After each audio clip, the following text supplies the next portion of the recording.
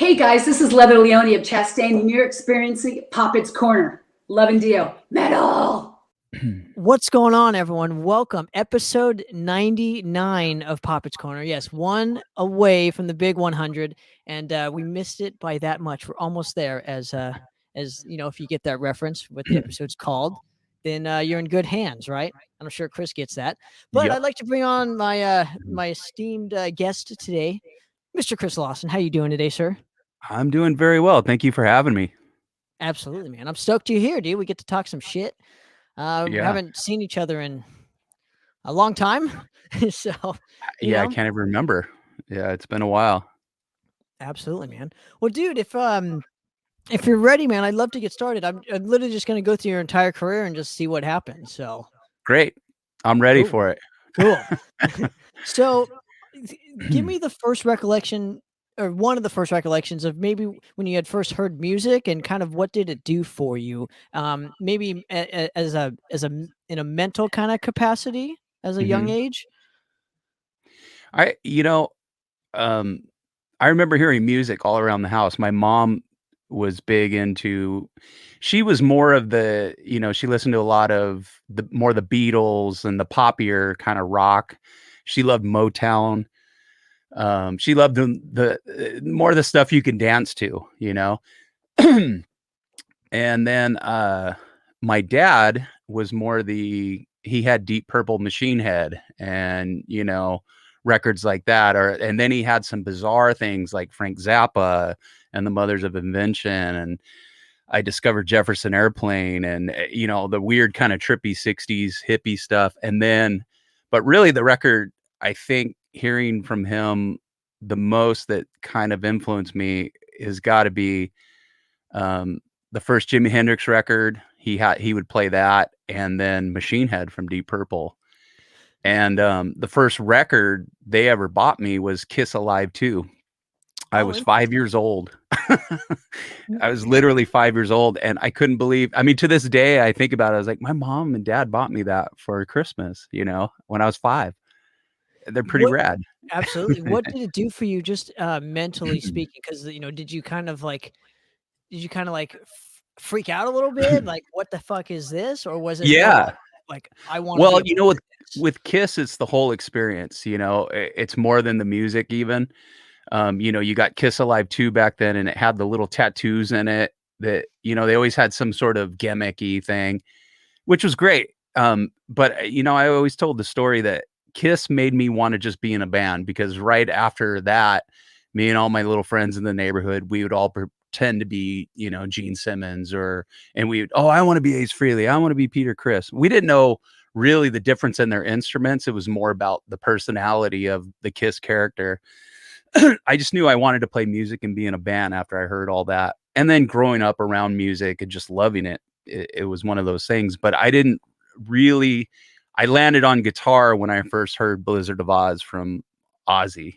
And I heard Crazy Train and Randy Rhoads playing guitar, and I just went, I want to do that. And I think I was 8 or 9 when I heard that.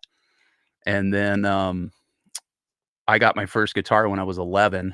I just went out and mowed lawns and put it on layaway and bought it. And what was the first guitar you ever got? It was called a West. It was a company called West, and it was a black Les Paul. Basically, it was a Les Paul copy. And it was just this little music store in Long Beach area that I went to, Wilson's Music, and put it on layaway. But that Ozzy record was the one that really, I mean, that's what got me into metal. That's what got me into guitar. That's what really the record that kind of changed the way I thought about music.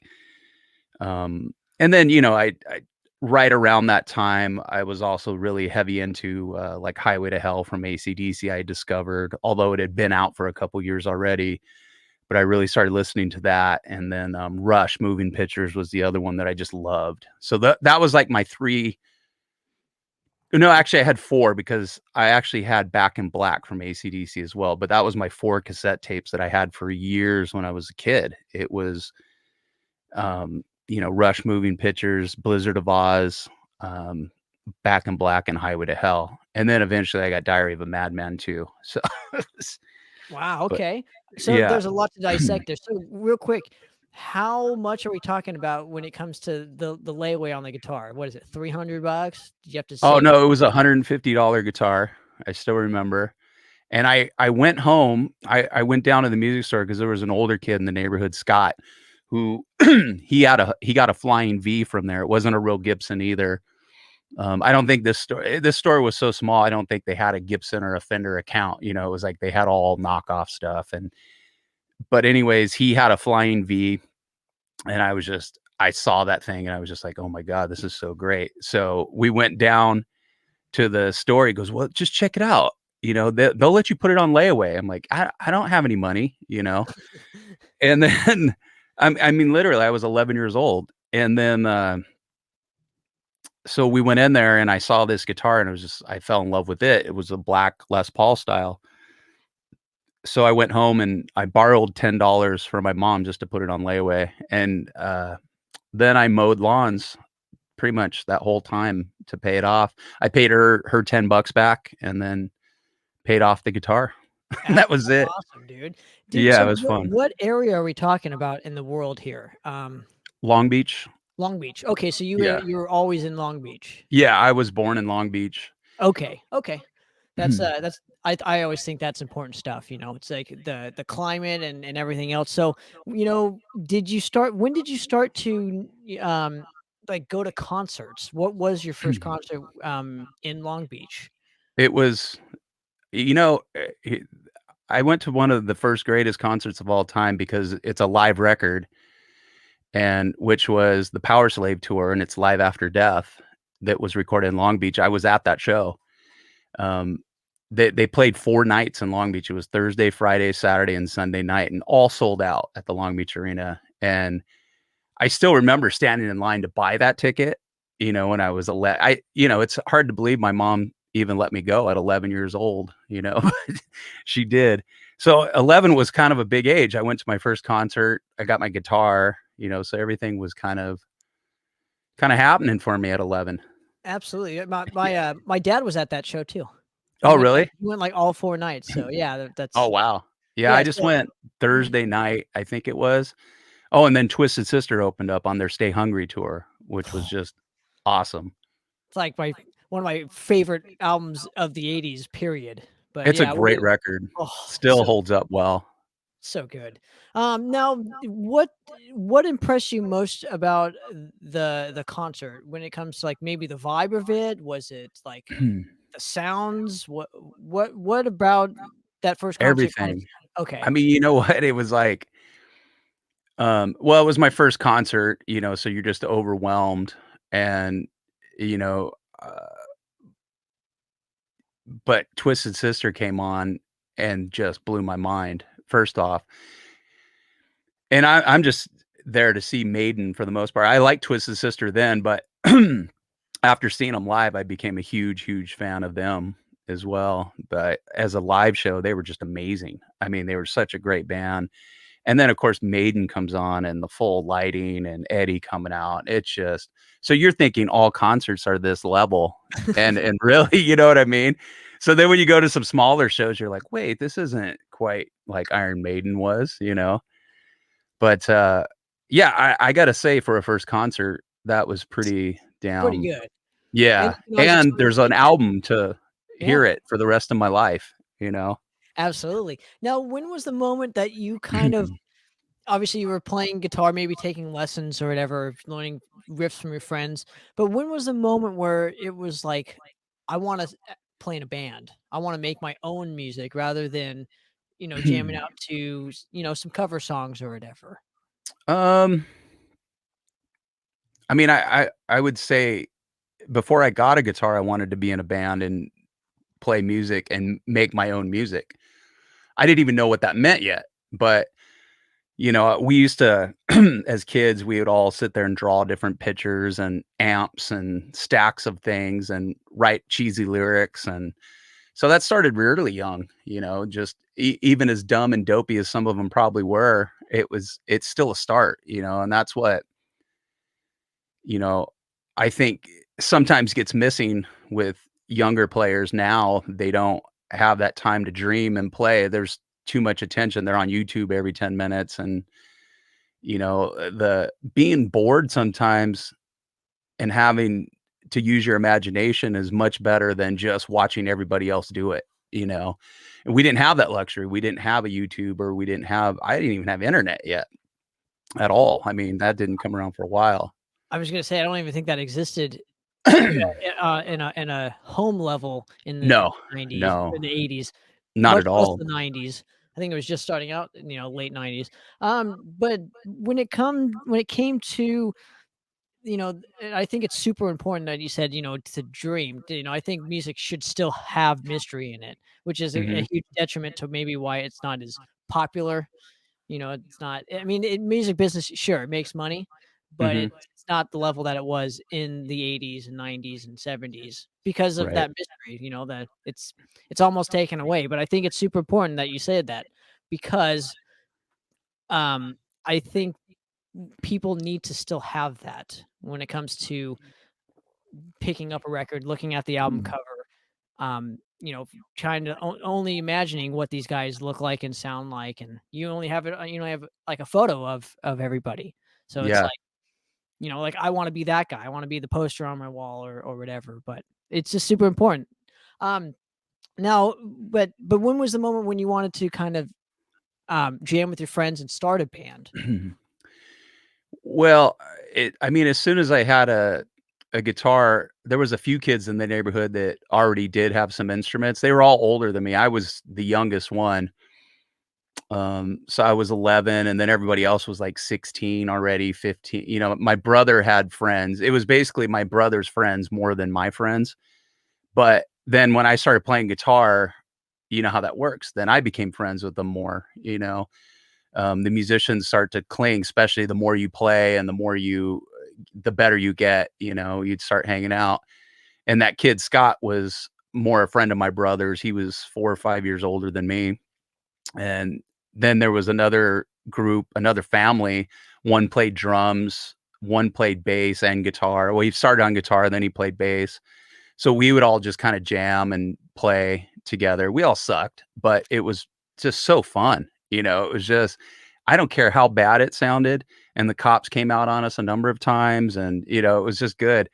But it was so fun. I mean, those days of just that careless abandon of just, I don't care how shitty it sounds. This is the funnest thing I've ever done in my life. And that's really when it hit me when I got to play with a real drummer and a bass player or another guitar player. I was like, this is it. This is what I want to do. And I was friends with Patrick since 3rd grade, I think it was. Well, we weren't really friends then, actually. We didn't like each other in 3rd grade. But by 6th grade, we started hanging out a lot. Um, Him and I became really good friends at that point. And by 7th grade, I was like, "Man, you need to get a drum set," because he was always tapping on shit and banging on shit, and he was kinda like a rowdy little fucker in some ways. Still And, is. yeah. So he, his cousin is a fairly well-known drummer in the band called the Minutemen. George Hurley from the Minutemen's his first cousin. And so, when he was gonna get a drum set, he basically got kind of like his cousin's secondhand or something he had, like, up in his storage. And, Pat got that, and he pieced together this little, like, one tom was blue sparkle, and, it was, like, all just it was cool, though. It was probably great drums, too. That's the funny thing is they were probably, like, some classic drums that no one gave a shit about in, like, '86 or '85, but now they're probably worth a ton of money. I don't know what Pat ever did with them. But Right. his cousin was an amazing drummer, and he helped them get started a little bit there, and, so that was it. Then it was just me and Pat in that garage. He had, like it wasn't even a garage, it was a half of a shed, and we would go in there and just jam it out after school every day and, playing whatever we could. In 6th grade, going back to the 6th grade thing, what did you guys bond over? Maybe that you hadn't had yet in 3rd grade when you guys met? You know what? It really wasn't music yet, oddly enough. I think I kinda got him into metal more, from what I remember. Um, he was kind of just, he listened to the Mighty 690 and things like that, from what I remember. And then, I was listening to Maiden and um, Judas Priest by then. It just started to get heavier and heavier for me. Rat, we would listen to Rat, Motley Crue, even I still love the first Motley Crue record, Too Fast for Love. I think it's just a great record. But so I started getting him into metal, and then he got a drum set. And then our other friend, Kyle, who was the original bass player for Silent Scream, he got a bass. We were all friends, and Kyle I've known since I was 5, or actually before that, because our parents knew each other when we were born. So we just kind of literally have early memories of each other. And Kyle was a huge Kiss fanatic growing up, all of it, at 5, 6, 7, 8 years old with me.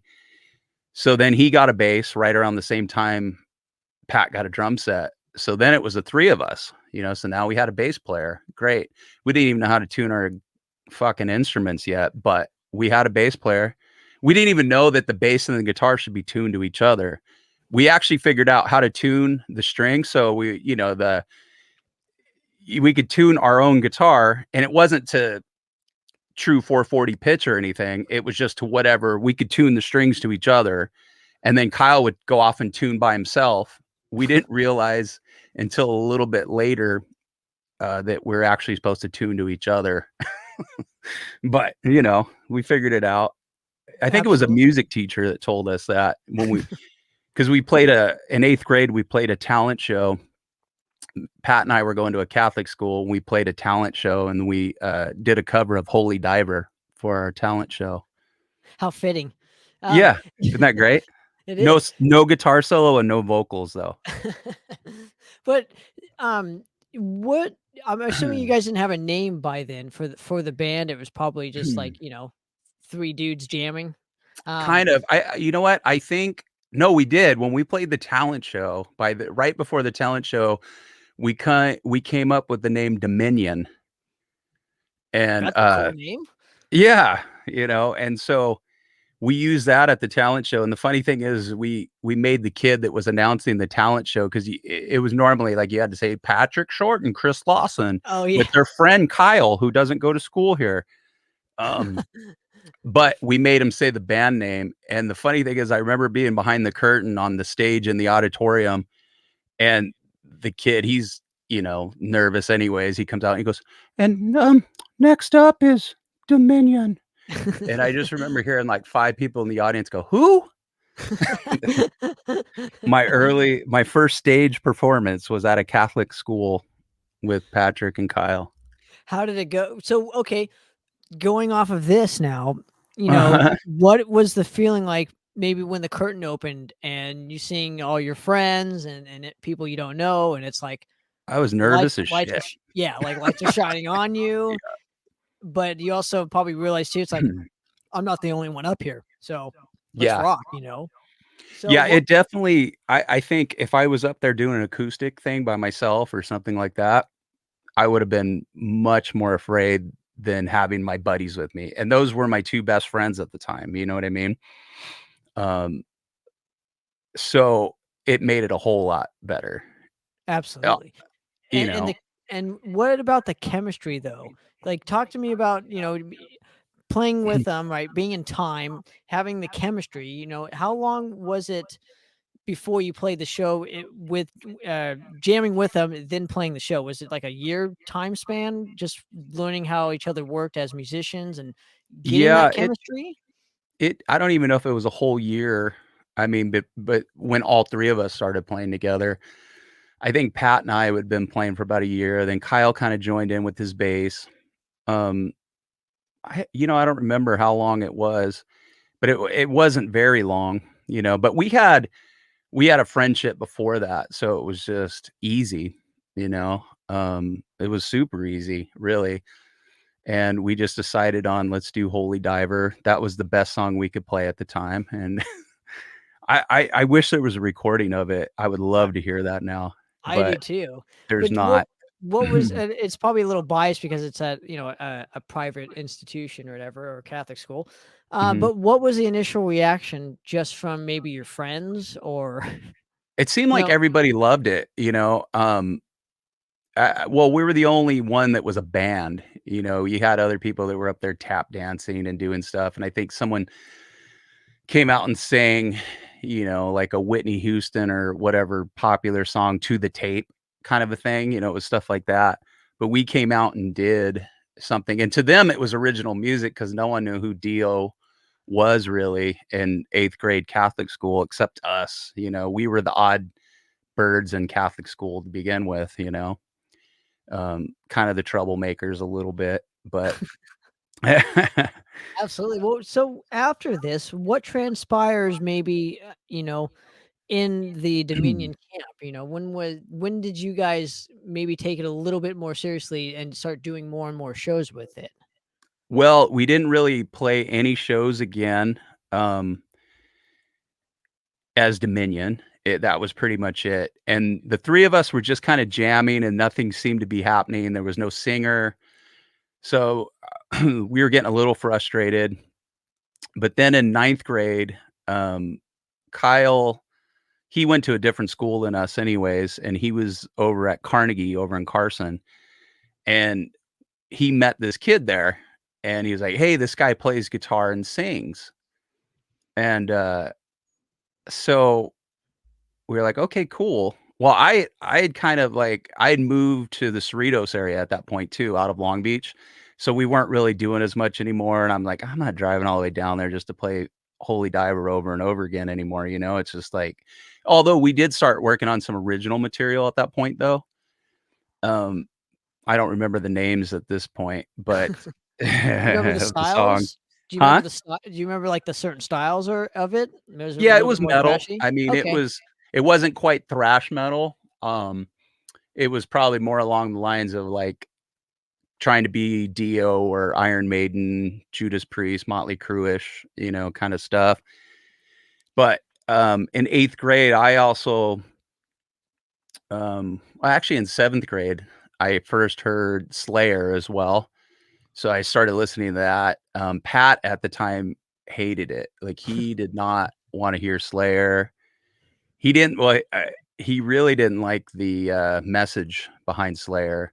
The Catholic school to me was a school to go to. The Catholic school to him was a little more, of a faith thing, and for me, it didn't really mean that much, you know? I'd sit and read Revelations in Bible class because it was like listening to an Iron Maiden record, you know? It literally is. I mean, I was that kid. absolutely.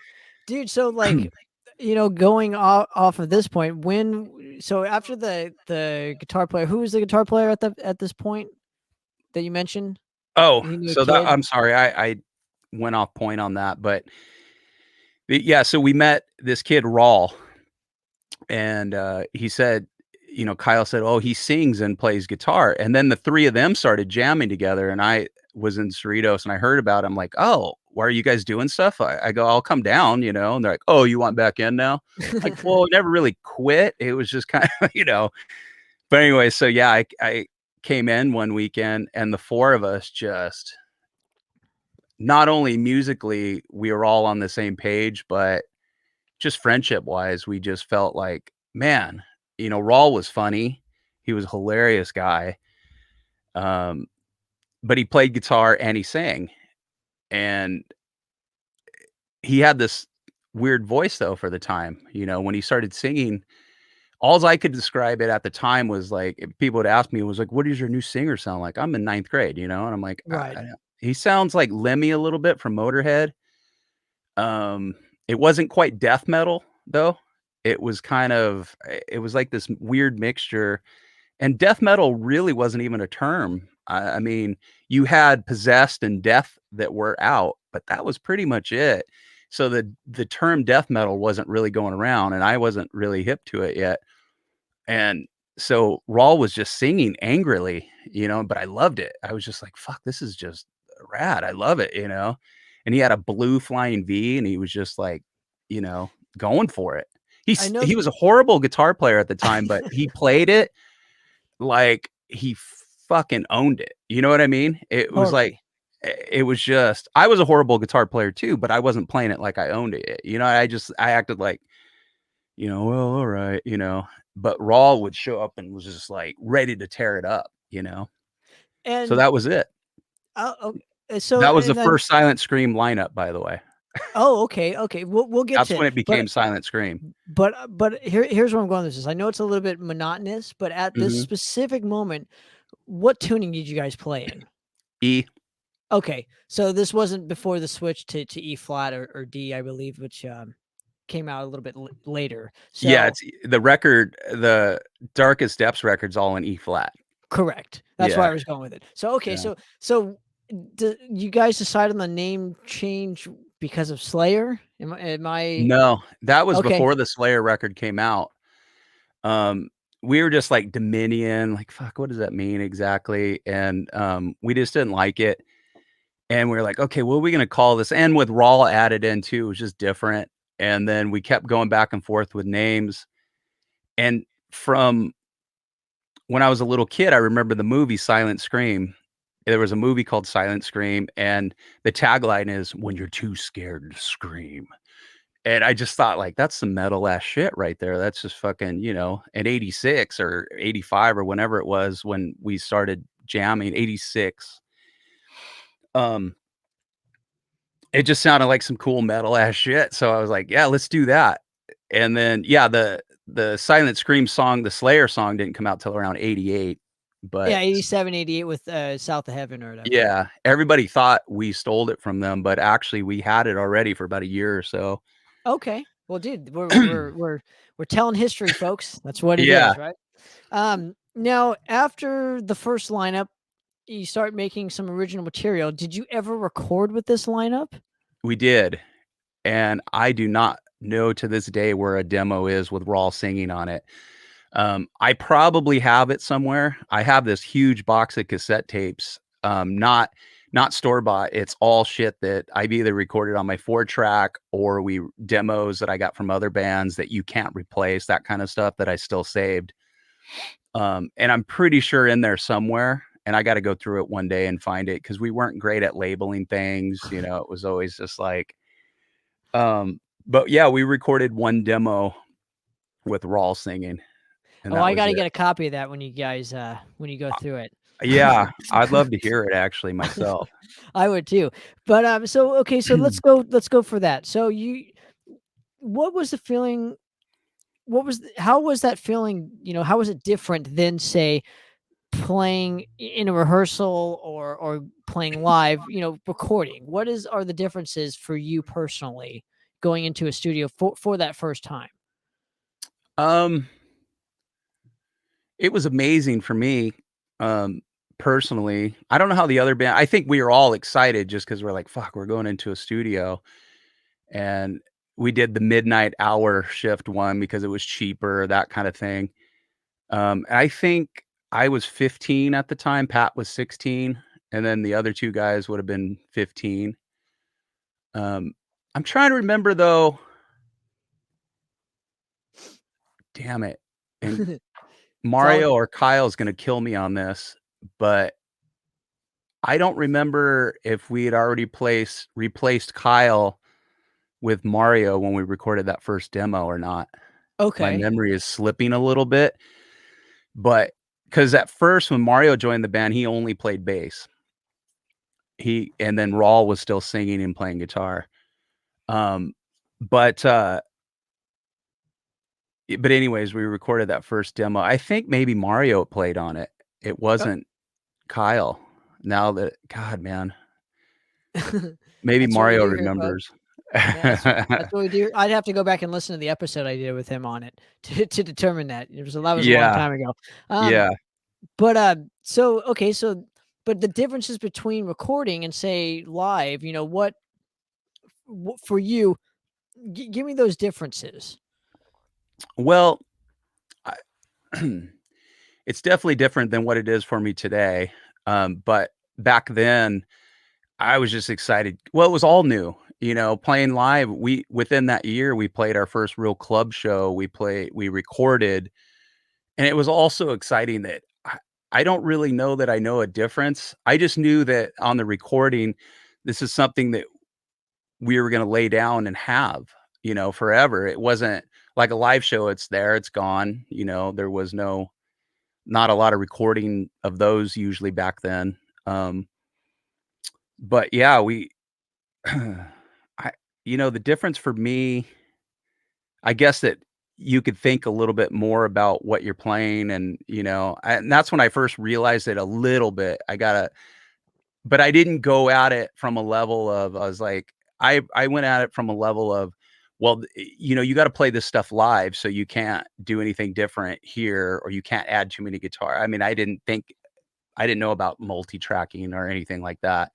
So to us, it was like going in and playing a live show in a sense. It didn't really become different until years later for me that I Gotcha. appreciated the differences between the studio and live. To me, it was just all exciting, no matter, it was just, I felt like I was living this dream. I was 15 and I was like playing a club. I was, recording. It was amazing. I was just thrilled to do it What all. and what was the community like around that time? The specific scene, we're talking 85, 86 around, LA clubs. I'm assuming you're doing like Dancing Waters or I don't know, Fenders, or because I know Waters there's was our first show ever. Yeah, the Waters Club. That was kind of in that Long Beach, Wilmington area. The Waters was like the place to kind of play without going to Hollywood. So the first show we ever did was at, and it was pretty mixed up. That's the funny part. We didn't play with other bands like us. We were already like faster than a lot of the bands we were playing with. And then, it started early of us that you're never playing here again. And we don't play that kind of music here. We got some of that. We got kicked out of the Troubadour. That was our second club we ever played, was the Troubadour. We played wow. the Waters and then we played the Troubadour. Was the Um, Troubadour show the show that Mario had to sing because the singer, guitar player's mom no, wouldn't let him no, no, sing? no. That was a little later. Okay. The Okay. Troubadour show was Mario's first show, actually. Gotcha. Just playing Yeah, bass. that was his very first show just playing bass with us. And then, yeah, so we played the Waters. I think I wish there we was footage of this, dude. I really wish I had, like, footage of all this stuff. But there is footage of the Waters Club shows. There was videotape of them. The first 2 Waters Club shows we have videotape of. oh, you gotta hook me up. I gotta see some of that. I hate Um, watching those. dude, but isn't that how it always is for musicians? Don't we always hate Yeah. watching our own shit, but other people enjoy it? And Yeah, that's yeah. how it always is with art. It's so subjective now. Yeah, Uh, absolutely. Now, okay, so go and then so you're playing, and I'm assuming, was it always packed then? Was it always like, what these documentaries and stuff kind of pertain it out to be with the music community, and just everybody's Well, going out to shows, everybody's, it's yeah, it was good. Because we didn't, especially that first water show, it was just all of our friends and our moms, basically, and dads. Um, but there was just people there, in general, and the Waters Club I think, can hold about or did hold about 1,000 people from what I remember them saying. But we also played with, the headliner was this, AC/DC tribute band called Bonds Bullies. And then they just became the Bullies and started doing original stuff later, but they had a pretty good following, so people were already starting to trickle in, and it was a drinking club. Well, one side was 18 or one side was all ages, and then the other side was 21 and over. interesting. So they had, like, a lot of people coming in, hanging out, just drinking, and it was like only 4 or $5 to get in. It wasn't ridiculous. And And I interviewed the sound guy from Dancing Waters Club, about a year or 2 ago before he passed. Daryl, Yeah, Dennis or Dennis. Dennis. Dennis, Yeah, yeah. I interviewed him, and he was a super nice guy. yeah. But he was He's an telling amp me about repair guy too. yeah, he was, yeah, he's not no Yeah. longer with us anymore, sadly, but, Oh, no, I didn't know that. yeah, yeah, I found this out a few months ago, but yeah, super nice guy, but he was telling me some great stories about the Dancing Waters Club because, like I said, some of that stuff is very undocumented, Mhm. which it doesn't need to be. There needs to be some sort of thing on that and Fenders and the country club. There needs to be something that Yeah, documents all that stuff.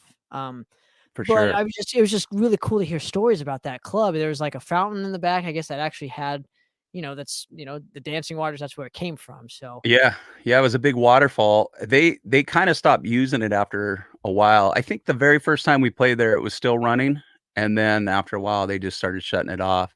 right.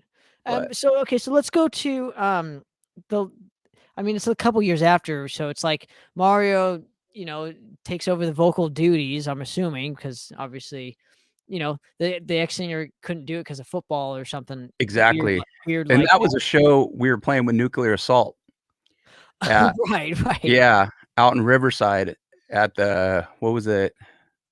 Forgot the name of the place now. Deanza, maybe? Might have Oh, been Deanza. I've never even heard of it.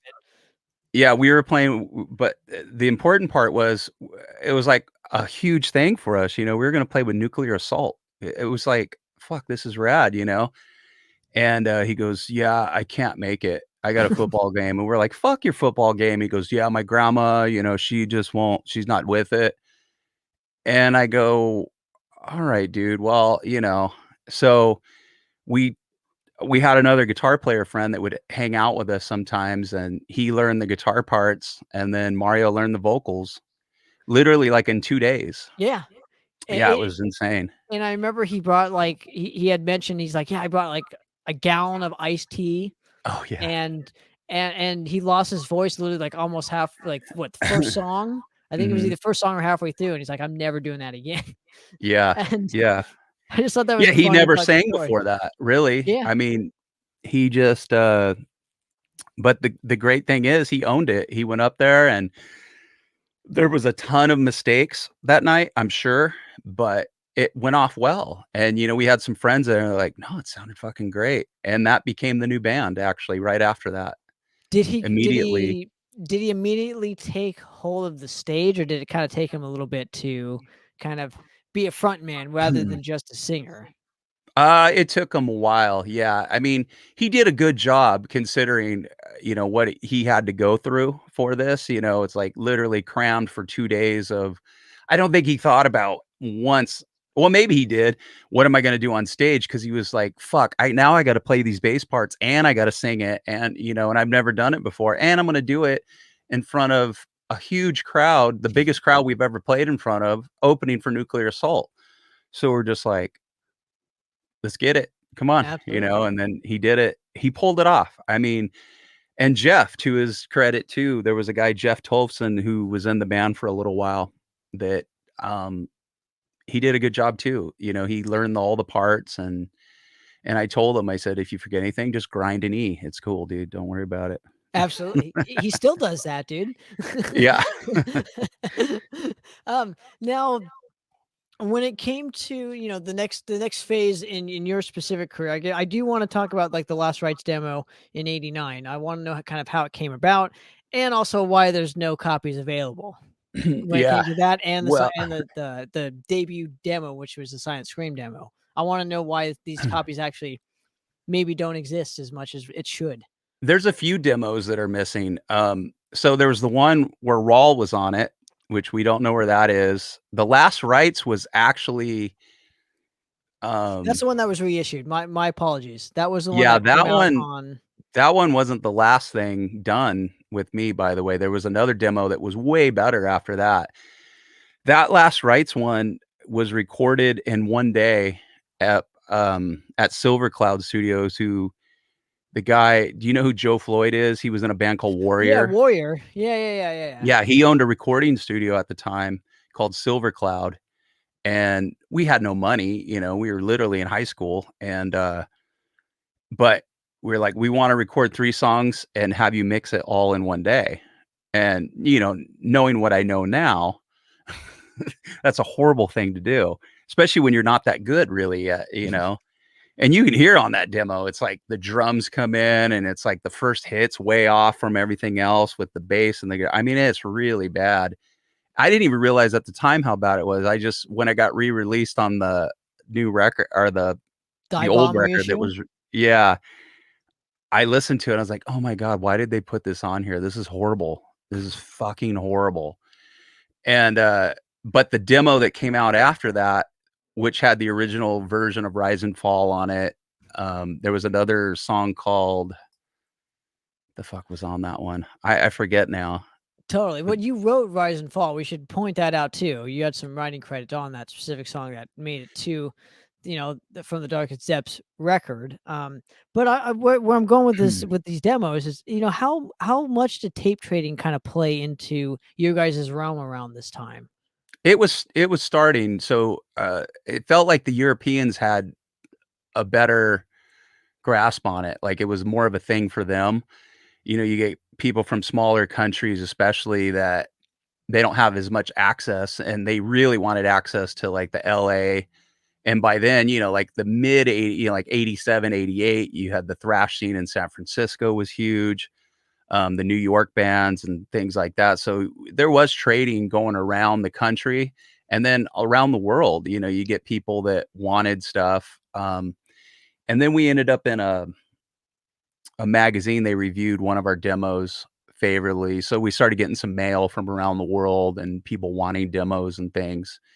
But yeah, it seemed to be a big culture, because there wasn't a big outlet. I mean, that was our YouTube. That was our, that was our place to get heard, was to trade with other people from around the world, really. Absolutely. And I mean, just even, even, and I'm sure this probably played a part in you guys getting signed to it, even if it was only a smaller label. But it's like, you guys got signed still at a time Yeah. when, it's that's the only way you could get out there, was getting signed. It wasn't Yeah. like today where you can literally make a record in your bedroom and release it. It was like you had to be signed to a label, big or Yeah. small. So I'm sure it played some part in it, from my recollection on talking with the guys. But yeah, but why I just hopefully those demos can come out, because I would love to hear them. There's Yeah, only I that have the one. mastered tapes of the last thing I did with them. I have the 16, it's a 1-inch 16 track. And at one point I had access to a 16 track 1-inch machine, probably in the 90s, and I transferred those tracks to ADAT. I don't know where those ADAT tapes are specifically. I have a pile of ADAT tapes from my old recording studio. So I got to go through them. I don't even have an ADAT machine anymore, but my buddy does. I got to go over there with my ADATs and go through them all. And I have that stuff somewhere, and I'm going to remix it and put that out. Make sure to save me a copy, please. Oh yeah, Now, yeah, for sure. dude. So okay, so I'm gonna ask the big question. Hmm. Why weren't you a part of the From the Darkest Depths of the Imagination record? Well, it actually, around 90, um, it kind of became this. So Jeff was replaced by Chris McCarthy, and Chris came to me originally, and he was like, "Hey, I'd like to jam with you guys," And I took it to Mario and Pat, and I said, "Hey, this guy wants to come by and jam." And Jeff was more into Aerosmith and the blues and shit. Like he didn't even like speed metal. Like he didn't like any of the bands we played with, really. It wasn't his thing. And Chris was a full metal guy. We knew him from another band called Guillotine. And I was like, "Hey, Chris wants to come jam with us. Let's check it out." So we jammed with him, and we were like, "That's really good." And so then it was us. Then it was us four. Then we started playing together. It was Chris and Mario and Pat. And then Chris was like, "Well, you're not playing my stuff right." And I'm like, I don't no no two guitar players play anything exactly the same. You know what I mean? It's like that's what he wanted, and I'm like, "Well, it's not gonna happen." And then, he started talking with Mario and Pat, and then I heard him talking about, "Well, maybe we need to replace them." And I just confronted him. I said, "Well, yeah, okay, go ahead." And at the time, I started getting into like Ministry, Nine Inch Nails, a lot of electronic shit. I'm actually a huge fan of even Depeche Mode and The Cure and a lot of electronic music in general. And I was getting way into it at the time, and I was just like, "You know what? I think I'm done anyways. I'm not feeling this." And then Chris was like, "Hey, you're not even writing anything anymore." And I'm like, "Yeah, I'm not really into it," and I just didn't. And then that was it. I never was kicked out and I never really quit. It was kind of I think they were starting to look for somebody else and then I was just checked out. So it was kind of it's not even a mutual agreement. It stopped working. And then we had a few shows lined up and I said, "Oh, I'll play them, I'll just play these shows out and then that's it." And then they had a last minute show pop up, like literally that day. They're like, "Hey, they want us down at the Waters Club." I'm like, "I'm not driving." I go, "There's nothing in it for me anymore." You know what I mean? So I'm going to spend all this money in gas and all this shit. So they got Paul to do it, Mario's cousin. And then from then on out, that was just it. Then he finished the other shows as well, which Paul's an amazing guitar player. I mean, that was just like, and it was perfect. I was like, "That's great." And then I started getting way into, well, that's right when I started going to audio electronic school, if you will, and started nerding out about synthesizers. And I never really liked synthesizers until Ministry and Nine Inch Nails went, "Oh, you can add heavy guitars to this too and make it really fucking cool." And I was like, "Oh yeah, I love this. So then I got excited about it. But yeah, and that was it. And then I got more into kind of what was happening at the time, like the new stuff coming out. Then when White Zombie came out and it had kind of that electronic sound too. And even Jane's Addiction just blew me away at the time. I was just like, "Fuck, this is good stuff." Because it was melodic, but heavy still. And, I just loved all that stuff. Alice in Chains and Soundgarden. I saw Soundgarden when they opened up for Danzig and Corrosion of Conformity. They were on the Louder Than Love tour. So it was just I had changed, too. I was just not into it anymore. I didn't even go to like death metal type shows anymore. I would go see Sepultura or Slayer, but the newer bands coming out, I just wasn't into it. I wasn't a big Cannibal Corpse fan. Um, as it got heavier and heavier into the death metal scene, I actually started losing interest. I actually like it more now than I did in 1990. That's the funny part. Um, Um, so that was it. okay, and give me from. I mean, I'm gonna have to say this from your like a fan perspective. When you first heard, your old band's album, did it do anything for you? Did you kind of wish you were on it, got the opportunity to, actually perform the songs that you wrote on it? No, I didn't wish I was on it. It actually, the songwriting styles were a bit different than what I'm into, and it's not a bad thing. And a lot of bands do this. It's more, the songs were more about the riff than the actual song. So it's about writing a bunch of cool riffs and making a song out of it. Whereas like I like to think of it as a whole song. I don't care if the guitar riff seems impressive to anybody. I want the song to be impressive to people. You know what I mean? Like the individual pieces, I don't care how impressive the drummer is. I don't care how impressive the guitar player is. I want a great song first and foremost, which is what makes an Eddie Van Halen so great, because he can write these insane guitar solos and riffs, but it's still this amazing song. And to me, if there's not a great song structure, or if it's just droning on for 6, 7 minutes, just because you wanted to pile in 10 more riffs because that's a cool riff. That just wasn't my thing. And I loved punk rock in that way too, in that I love 2, 3 minute, 4 minute songs. If you got a 7, 8 minute song, it better say something. Like it's got to really go somewhere for me, and go in different directions maybe, and then bring you back around, that kind of thing. And there was some great stuff on there. And when I came back into the fold in like 2016, 17, I never played a lot of that stuff or even knew it. I didn't even learn some of it. I was out of the band when they wrote some of it. Some of it I knew, but so I just learned like the songs we were doing live. I had to learn those. I had never played them before, so I just learned them at that point. And in between, when you had left, you had and when you returned, you had been kind of going to school for more audio and video kind of engineering rather Mhm. than playing in a band. So I kind of want to touch up on this if you don't mind. Yeah. where, what interested you about those specific avenues that maybe, playing in a band didn't? Um, well, I I think the technology was just interesting to me that I can do it all on my own if I wanted to, and then take it to somebody and just go, "Hey, here's what I came up with." Um, you could do it by yourself without having to worry about being in a room with someone else, which at the time seemed like such a fantastic idea.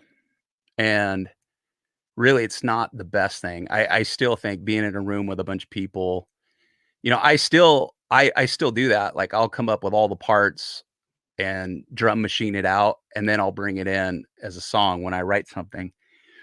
Um, but I just enjoyed that. Maybe I was becoming a recluse, just kind of more of a. I think I got a little shyer even. I think when I was 15, 16, I was more ballsier.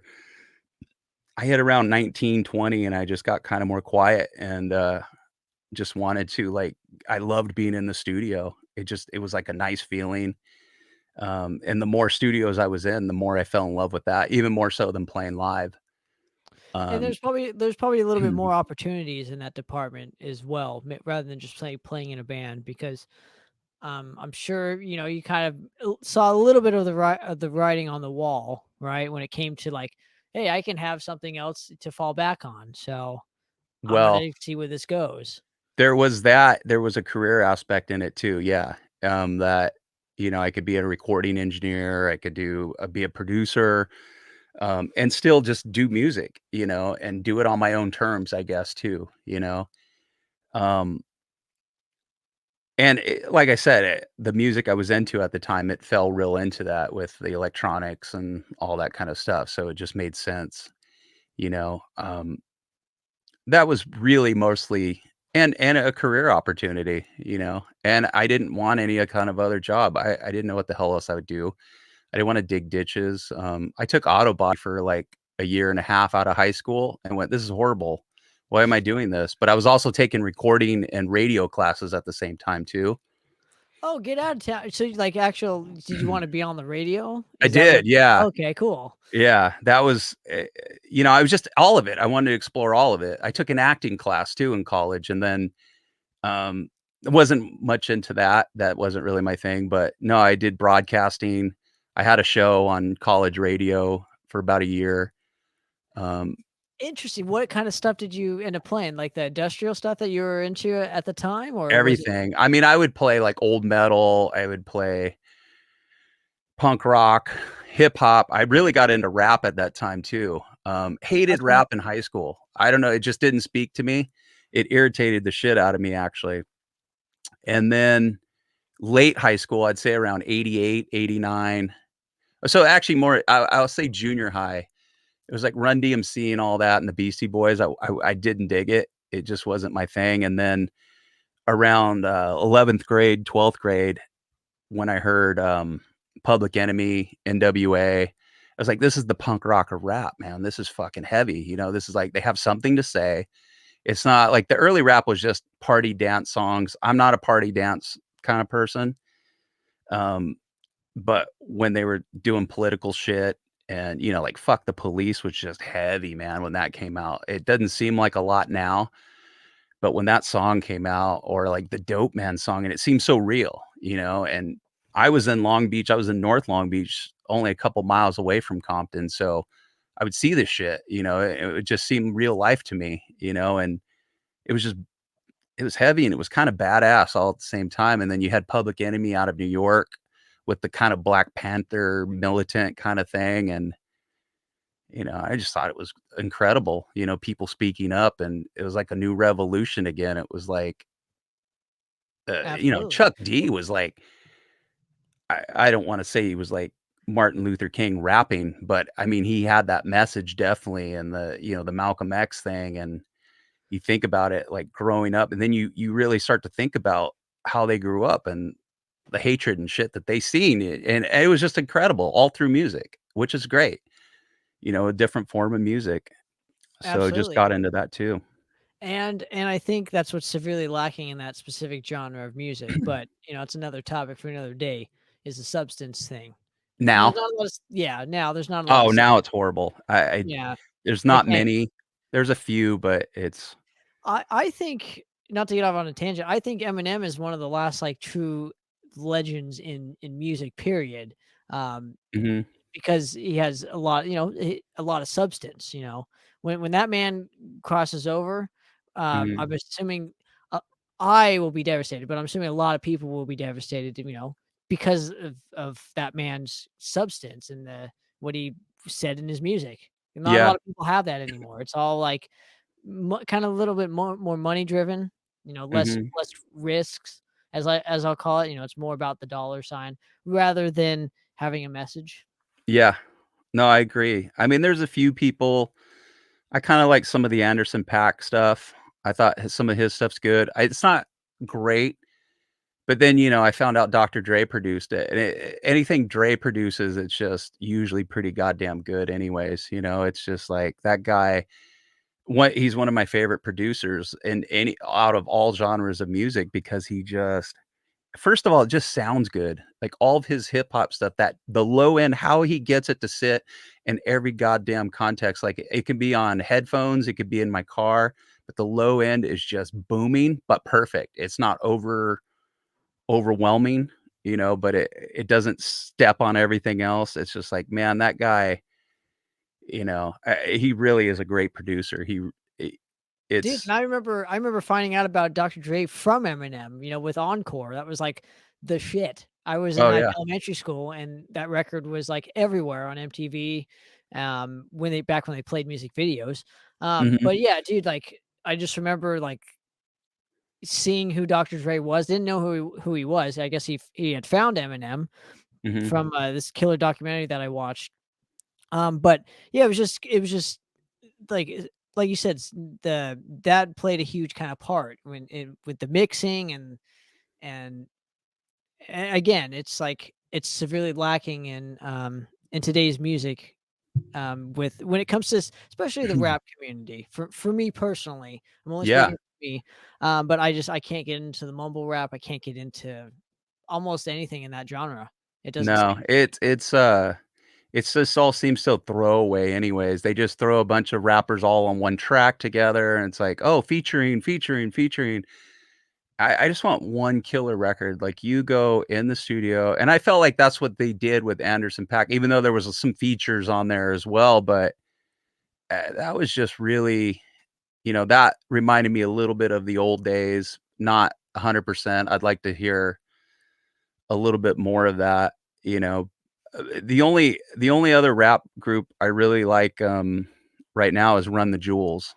I really dig Okay, what they're doing. I'll have to check them out or whatever. But Yeah, the new record's great. They got Zach from, Rage Against the Machine on one track. Um, there's some great stuff on there. That is old school heavy, and it hits hard, and the lyrical content, a lot of it's really good too. Of course, if Zach's doing a song, it's political probably, probably, so and it's yeah. probably a little bit more leaning on one side than the other. So yeah, I get Yeah. I get it. So, but there's I think there will be a resurgence when it comes to having artists with substance. I'm sure there will come a point where not all of us are drones and playing to the machine that just wants our money. I'm sure we'll want some substance, hopefully very soon. Dude, Yeah. so talk to me a little bit about rejoining Silent Scream and kind of how that came about for you when you got the phone call, Mhm. what year it was. Talk to me about that whole process. Oh, it was, I believe, 2016, and the album hadn't been re-released yet, but Mario and Pat knew about it, and, they him the 3 of them got together, Paul, Mario, and Pat, and they jammed a little bit, and then I guess they said, "Let's call Chris and see if he's interested." Chris Lawson, not McCarthy, but yeah, then Mario called me, and, Pat and I, over the years, we would talk, but not a lot. I talked to Mario a lot more than anybody. Um, Mario's like the nicest out of all of us, by the way. He's seriously, he's the most angry on stage looking, and seems like he would be, hard to deal with, but just because you hear his voice, you go, "Ooh, that guy looks scary." I don't know. But he's probably one of the sweetest people, and and to this day, one of my best friends. I mean, hands down, just one of the nicest guys ever that I would do anything in the world for. But so Mario called me and he goes, "Hey, so they're re-releasing From the Darkest Depths of the Imagination, and an old demo's on it. We got some old pictures put in there too, and you're a little bit more involved on this too." And I was like, "Oh, cool, great, man, congrats, you guys." And he goes, "Well, would you be interested in playing a couple shows with us?" And I said, "Yeah, that sounds fun." And it literally started out, we were going to do a couple shows, and then that was it. And we all got fired up, and the next thing you know, we were writing new songs, and Well, did you particularly not put down the guitar or after all the time had passed, or did you pick it up right when you got the phone call? oh no, I've been playing all this time. I never stopped playing. I was in different bands, all through the 90s. I was in bands. Um, I had a few different incarnations. In fact, I had a band with Phil, the singer of Evil Dead, in the early 90s too. Speaking of demos that I can't find that people would probably want to hear, more for Phil than anything, but especially after the Evil Dead re-release now, or not re-release, but new record. Right.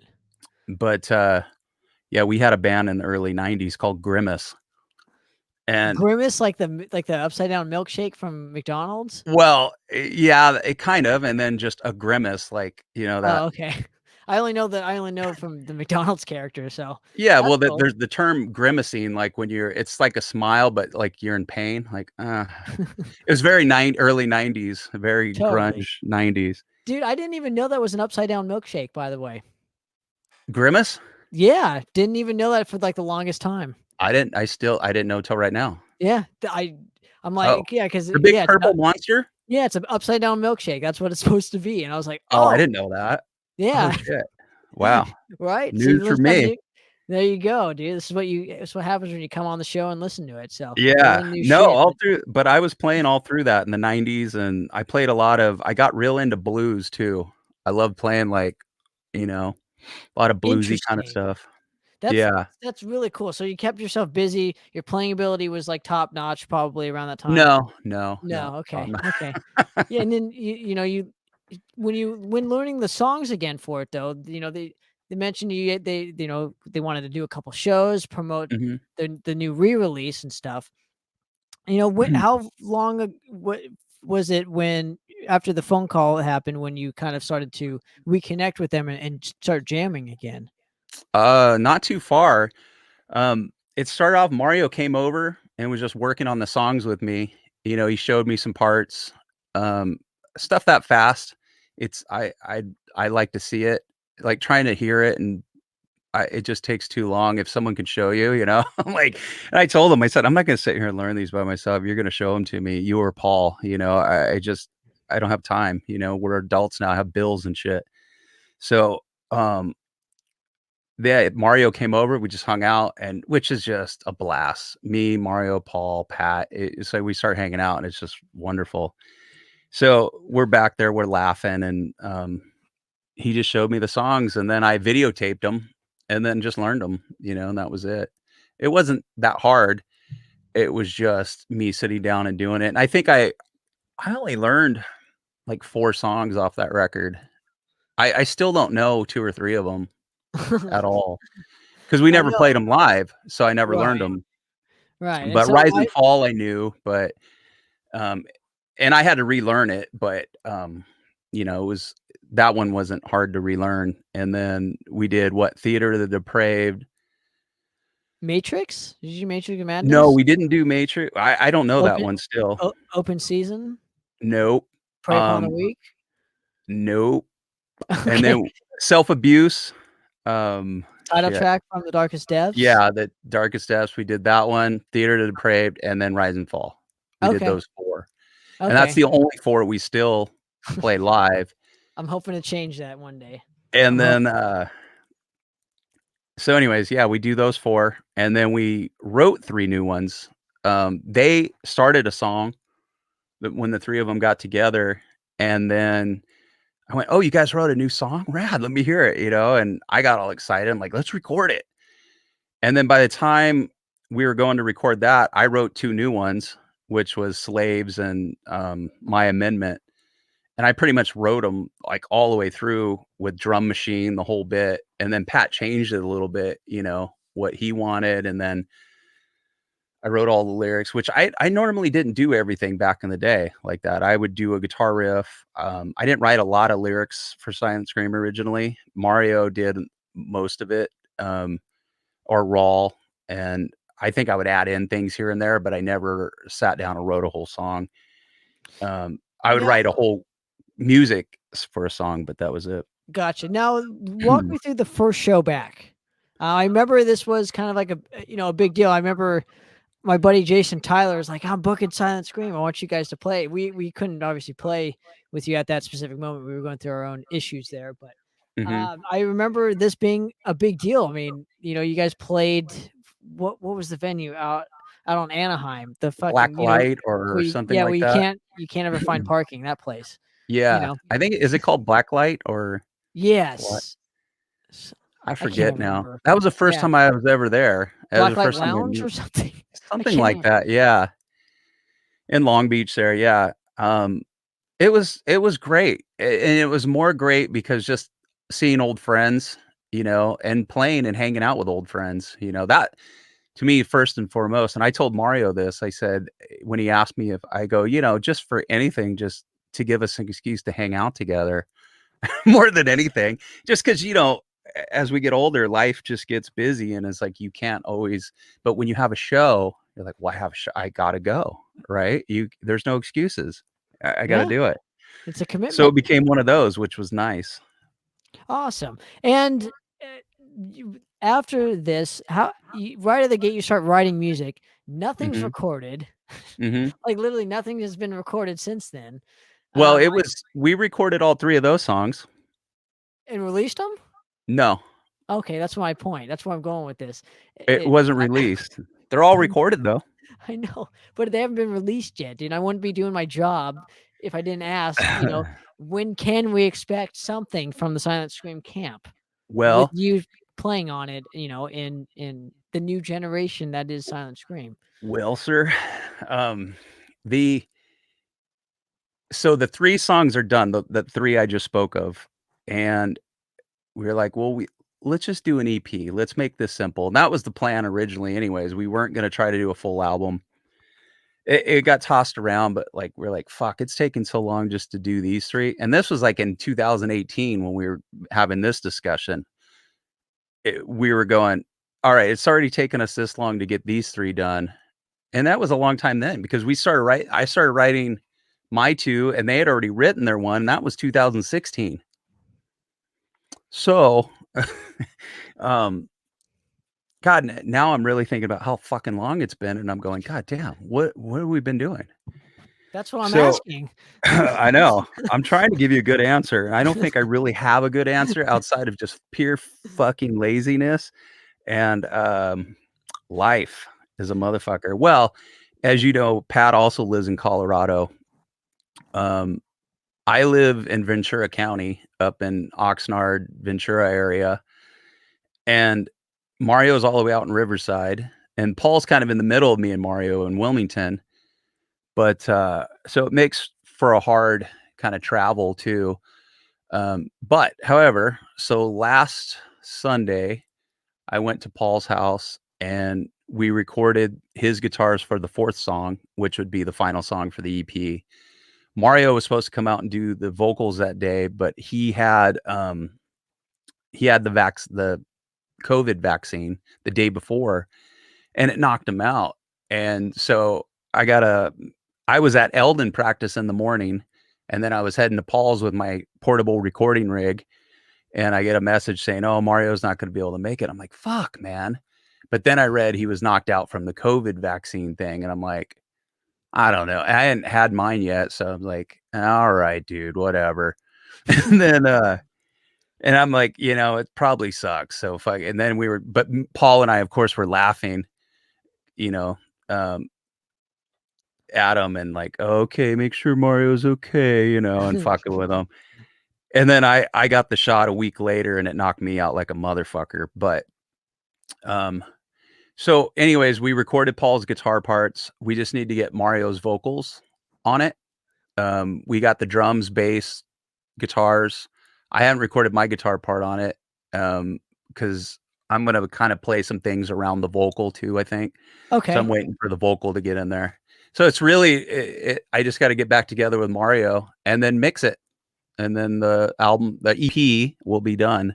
Well, when it's done, you better get your ass back on here and promote it so we can play some new songs because I'm craving it. For sure. Yeah, it'll be fun. You heard 3 of the songs, but yeah, every day for fucking like 15 days straight almost. Yeah. Almost, right? Wasn't it like 2 weeks?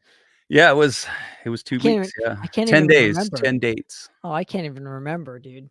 I've done a lot of tours, so I can't. Yeah. It's a little hard for me to remember everything. But, dude, so that let's talk the first tour, if you don't mind. Getting the offer, for your side, how did that come about? Getting the tour offer, because I don't remember how it came about. I don't either. Mario or Paul, Pat just contacted me and said, "Hey, Jason was setting up some kind of tour with Madras and us." And that's all I heard. And I went, "Well, man, I don't know if I can do it." I had just started working at Seymour Duncan at the time. And I hadn't been there a year even. And I was like, "Yeah, I don't know if I can do it."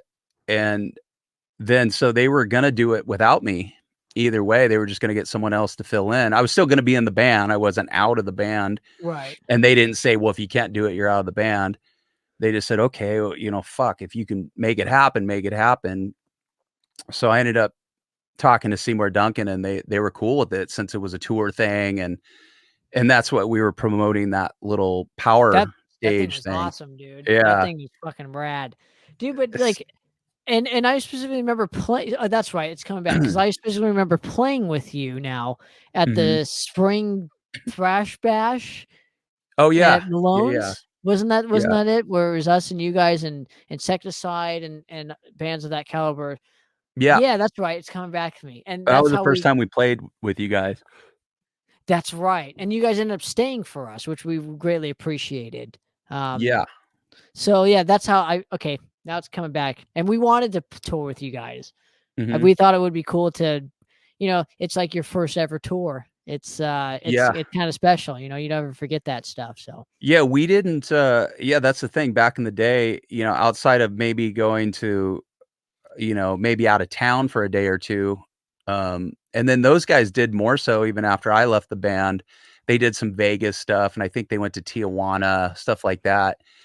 But it was never any 2-week kind of tour or anything like that. And at the time it was a little harder too. There was no internet, it was a little, unless you had a seasoned promoter on your side, you were fucked. It was no, and normally a record label, even, a lot of times you had to have a record label backing you even to even get out there. And we were at that time, we had no money, whatsoever. At least now, if like we didn't make money or we needed gas money, we all had jobs, so we could just kick in. We weren't worried. So, totally. but yeah, and it was just great. It was great to do. I'm glad we got to do it for sure. I am too, man. I'm honored. I'm still honored that we got to do that together. Yeah, it was fun. And then obviously, I was stoked to share the stage with you guys on a couple on one song for a couple nights. We did. Yeah. Oh yeah. Well, Untitled especially in Chapter. Orange County, that was a good one. That was a good one. That was really fun. What's that club called? Shit. The Slide Bar. Slide Bar. Yeah. Dude, and it was like it was kind of packed. I was like stoked, dude. It was good. Yeah, that was a great show. I think that was my favorite show almost out of the whole tour. hanging Outside out of at Pat's house, that was cool. I loved hanging Oh, out yeah, at yeah. Pat's house because like we were in the dungeon, as I called it, but it was rad. It was Yeah. Well, that's a nice tour stop, especially since there was 2 shows in Colorado, and then Pat happens to live in Colorado, so we had a few days of luxury. I know. I remember changing my strings in his computer room. There's like Yeah, books yeah, everywhere and shit. That was yeah, that was fun times, man. So lastly, I want to thank you for coming on and hanging with me. I want to do this again sometime and help yeah. promote the new EP, which I'm hoping will be a record since it's like taking you the guys this long to just do an EP. But at least we'll get something out of it, right? Yeah. But walk me through the whole Art of Self Deception EP from Eldon, and you're an EP man. I don't know what it is about you. You know No what? albums. It just seems like a easier goal to get to at this age. And I don't wanna say that we're too old or anything like that to do it. It's more about responsibilities and, most of the guys I actually have the least amount of responsibilities out of all of them. I have no kids. I live with my girlfriend. We're engaged, but we're not even married, and we have a dog. So it's easy for me. Paul has 2 kids and a wife. Pat has 2 kids and a wife. Mario doesn't have kids, but he's got a wife. And so actually, Mario and me have about the same responsibility. He has a wife and a dog. But it's just working and paying bills now. And it's like, keeping up with your lifestyle. You start doing albums and going on tour, and it doesn't pay. We all know that it's not a huge money maker. So that's what it's more of that, because I've said it many times. I miss those days of no responsibility whatsoever and just being able to do this. And the minute you add in, as great as a girlfriend and a wife is, you add that into the picture, you pretty much cut your production time in half of how much time you're going to be able to spend on that stuff. No Absolutely. matter, on both sides, probably for women musicians just as much as men. It's like the other person's like, well, what are you doing? They don't always get it. No matter how much they get it, they don't always get it. And then they hear the final thing, like, my girl loved the Eldon record. She's not a big Silent Scream fan, though. That's okay. Well, she doesn't like heavy death metal type stuff. That's It's just cool. not her Well, thing, right? hey, So, that's totally cool, man. It's not ain't gonna yeah, stop me from playing it. So. yeah. No, I know. Me neither. But the Eldon thing, when I was more doing studio recording, here's the quick story, I guess, on that is in the early 2000s, I owned a studio in Orange County. It was right across the way from what Bomb Shelter Rehearsal is. And that's how I've known Brett from Bomb Shelter all those years, because I owned a recording studio that was right across the way from them. And so this band comes in, this punk rock band, and they went to the main studio and they're like, oh, we're this punk rock band from Orange County. And they're like, send them to Chris. And so I started recording them. They were called Payaso. Mm, And it was Danny, who's Payaso. this, yeah, That's Payaso, familiar which to means me. clown in Spanish.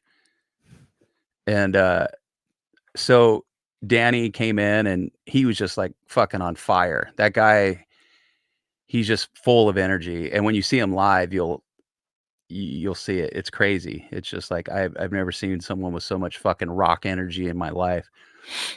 And it's good. It's in a good way. Like you see him on stage and you're just like, fuck, that was a show. And so I recorded some stuff with them, and then they came back for another CD, and then they added Jesse Watt as their drummer, who's now the bass player of Eldon. So I've known these guys, some of them, for like 20 years. And then around Danny went away at that point for a little bit, and then I saw them play live in 2003 or 4 with their newest lineup, which was the best lineup they've ever had, in my opinion. And I was just fucking blown away at the live show. I was like, this is amazing. And I saw Danny, he goes, hey man, what's up? And I go, you guys need to come in and record. Let's do a full record though. Let's do a real record. Your songs are great. Your fucking energy is amazing. And he goes, well, we don't have any money. I said, I don't care. Just let's do it. I said, I'll produce it. I'll engineer it. I'll mix it. So we did a record called Sexfixia, and it did pretty well in the Orange County kind of punk rock underground world.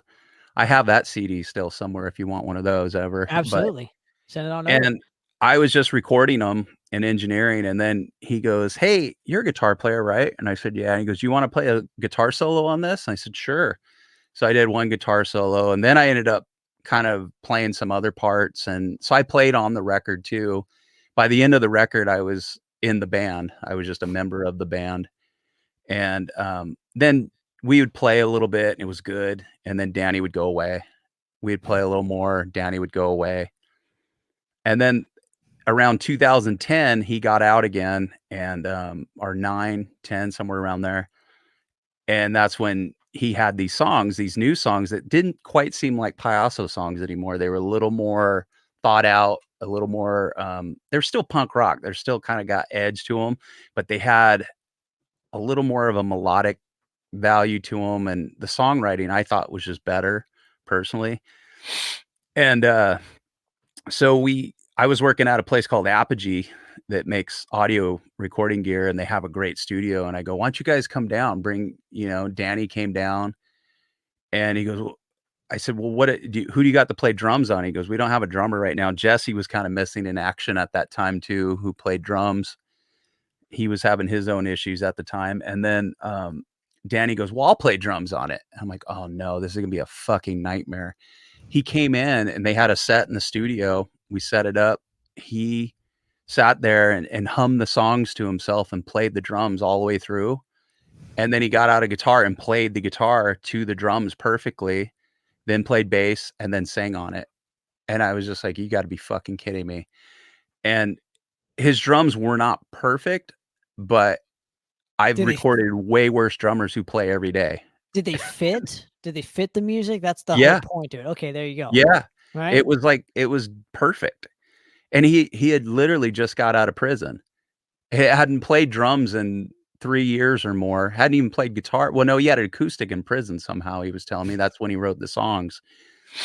And then, so yeah, he had Here Today, Gone to Chino, and then 2 other songs that we didn't end up using. And then, after that, he kept sending me, like, MIDI drum files. He got a little computer at home, and he started creating little MIDI drum files. He'd never done it before in his life. He just figured out how to do it. And then he would come over he would send me the MIDI drum files, and I'd make them sound more like real drums. And then Right. he would record the guitar part, show me how it goes, and then I would record it my way, and then do solos and kind of produce it all. And then we did Stomp, we did Godless back then. We started Godless, we didn't have it quite as finished. Stomp, we pretty much had finished. Goodbye, we had finished. Chino, we had finished, and then Godless was halfway. And then he went away again. Yeah. So what And is then the he was current just back and forth, back and forth, back and forth until 2 years ago. Okay, so what is the current state is a little bit more stable now? Well, so everybody in the band is working the program, as they call it. They all kind of had their issues. I don't really know Ron and Aaron to that degree, how bad they were, or they may not have been bad at all. They just maybe had some things here and there. But I know Jesse and Danny had some serious issues with alcohol and drugs. So they would just disappear. It was to that level where you just wouldn't see them for a couple years, you know? Wow. Okay. So yeah, so that stopped. Jesse actually now is a counselor at one of the rehabs, and he's been clean for 6 or 7 years now. That's good. Danny hit 2 years today, I think it was, they said. So yeah, everything's cool. Everything's back on track, and we got the EP done at least. So Absolutely, and yeah. I highly recommend people go check it out. But lastly, where can people check out anything Silent Scream, anything Eldon? Yeah, I want to thank you very much for coming on the show, man. It means a lot. So go for it. Oh, thank Take us you. out with the links, dude. Yeah, well, Silent Scream, you could still order Darkest Depths of the Imagination. Dive Bomb re-released it. You could still get that. I don't believe it ever made it on iTunes. They were going to put it up. I don't think it ever happened. As far as the Eldon stuff, it's only streaming at this point. It's on Spotify, Apple. You can either stream it or buy it on Apple. You can buy it on Amazon. It's on Bandcamp now. Oh, look After our at last, you. Yeah, after our last discussion, Danny called me, goes, well, apparently we need to get on Bandcamp. I started laughing. I go, yeah, let's do it. So he's on that. We got it on there, and it's on SoundCloud too, which is just free to listen to for anybody, just because, like, fuck it, just go listen to it. It's not about how much money we're going to make. It's just about, we want to get it out there. We worked pretty hard on it, and it's a long process, and it's a great story, really.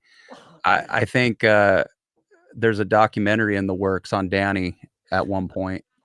Interesting. Well, I'm looking. You're gonna have to keep us posted with that. But dude, Chris, I want to thank you so much again for coming on the show and hanging. It means so much to me, and I'm sure everybody else. So, Yeah, it another means a lot to episode- me. Absolutely, my friend. Thank Well, you. another episode of Poppet's Corner. I'm out of here, guys.